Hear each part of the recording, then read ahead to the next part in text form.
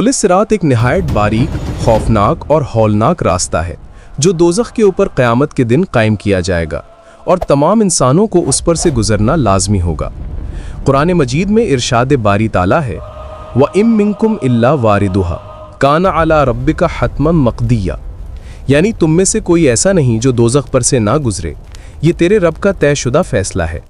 ये आयत इस बात की सरी दलील है कि हर इंसान ख्वार नेक हो या बदकार उसे इस रास्ते से गुजरना होगा, मगर फ़र्क ये होगा कि मोमिन इससे सलामती के साथ गुजर जाएंगे जबकि गुनाहगार फिसल कर दोज़ख में जा गिरेंगे।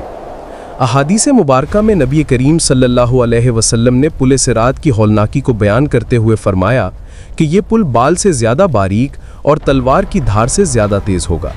इसके दोनों तरफ लोहे के कांटे और हुक जैसे पंजे होंगे जो हुक्म खुदा से लोगों को पकड़कर गिरा देंगे।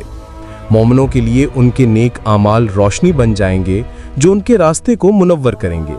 बाज़ मोमिन ऐसे होंगे जो बिजली की तरह गुजर जाएंगे, बाज़ हवा की मानंद, कुछ दौड़कर, कुछ चलकर और कुछ रेंगते हुए बमुश्किल पार होंगे।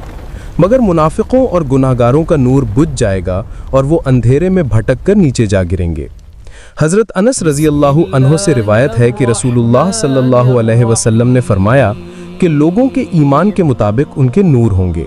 किसी का नूर पहाड़ के बराबर, किसी का हाथ के बराबर और किसी का नूर इतना होगा कि वो सिर्फ कदम के आगे रोशनी दे। मुस्नद अहमद। इस लम्हे हर शख्स की नजात का दारो मदार सिर्फ और सिर्फ उसके ईमान और आमाल पर होगा। लिहाजा हमें चाहिए कि दुनिया में ही अपने ईमान को मजबूत करें, नमाजों की पाबंदी करें, सदका और खैरात, वालदैन की खिदमत और नेकियों में बढ़ चढ़ कर हिस्सा लें, ताकि क़यामत के दिन जब हर आंख खौफ ज़दा होगी, हर नफ्स कांप रहा होगा, हम उन खुशनसीबों में शामिल हों जिनके लिए पुल सिरात एक पुल रहमत बन जाए और वो सीधे जन्नत के बागों में दाखिल कर दिए जाएं। यही वो लम्हा होगा जब दुनिया की छोटी छोटी नेकियां एक अजीम नजात का जरिया बनेंगी और ईमान की रोशनी हमें इस खौफनाक पुल पर साबित कदम रखेगी।